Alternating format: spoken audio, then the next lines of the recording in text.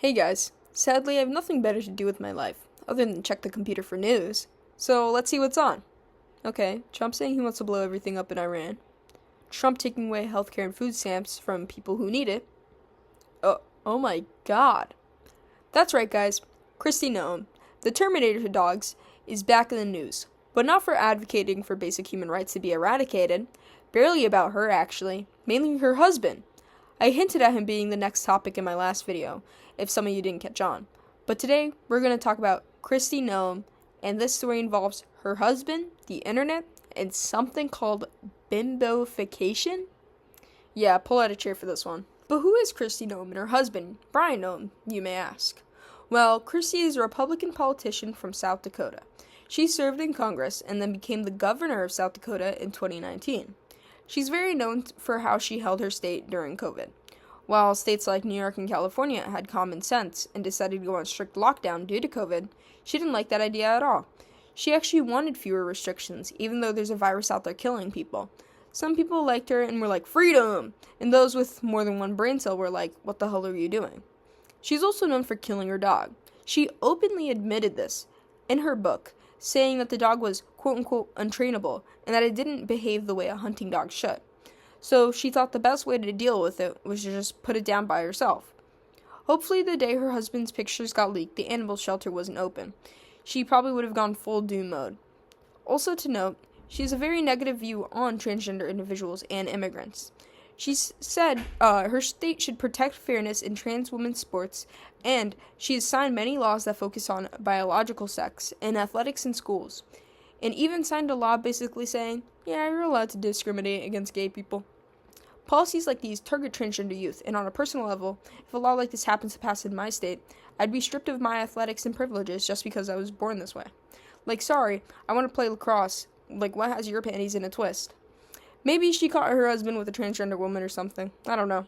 And on immigrants, Noem described the southern border as a war zone, and even sent South Dakota's National Guard to the southern border, and was the leader of Homeland Security, aka basically the leader of ICE. So I guess you can tell where she stands on that. Plus, she tried sending multiple people to an El Salvador mega prison for just having tattoos, and allowed many raids on entire communities based on racial profiling. Not to mention, you might see how her husband is plastered as a cheater now, but she also had relations with a man named Corey Lewandowski, I'm hoping I'm saying it right, who worked under her, and there's reports of them using a private government plane to hook up, and it's all been confirmed because what happened with her husband. Now Brian Noem, her husband, he's not as known and is mainly on the down low in the light, and for other things, compared to his wife. Kind of like in her shadow almost. He works in business and has a background in insurance and financial services. He also runs an insurance agency referred to as Noem Insurance Incorporated. Keep this in mind for later. But he mainly focuses on things like crop insurance, financial planning, and risk management, mainly stuff for farmers and local businesses. So while Kristi yells at the podium, he mainly stays behind the scenes, sometimes appearing at Kristi's rants about how kids can't play sports, or how people don't belong in America, even though it's not your land either, or maybe how she shot another dog or something. But he was kind of like a nobody until now. So recently, a bunch of reports have dropped about Kristi Noem's husband, Brian Noem, and how he has a secret double life, like the secret life of pets, but with more lipo and Botox. This secret life included cross-dressing and fetish communities like bimbofication, which is a real thing and not some Aisha erotica song. Quick explanation about it. Bimbofication is basically a fetish where people create these exaggerated, over-the-top, doll-like looks. Like imagine Paris Hilton from South Park, but with more Botox and plastic in her body, and boy, would that get Brian excited. He shared images of him online cross-dressing and chatted with like-minded people under a different identity named Jason Jackson. No offense, but that's like the most obvious fake name. If I was him, I'd at least try harder than that, like Jason Jackson is the equivalent of saying your name is John Doe. But he was also paying these online models and performers that were in these fetish scenes and interacted with them in video calls and or messaging them, even sharing his pictures with them. He's allegedly spent around $25,000 on these interactions. Want to know what I'd use that money for if I could piss off $25K? I could buy like a 2025 Toyota Corolla to get me to places instead of using that money to get me off. Even one model claimed that he paid her up to $25 per minute for a private chat session.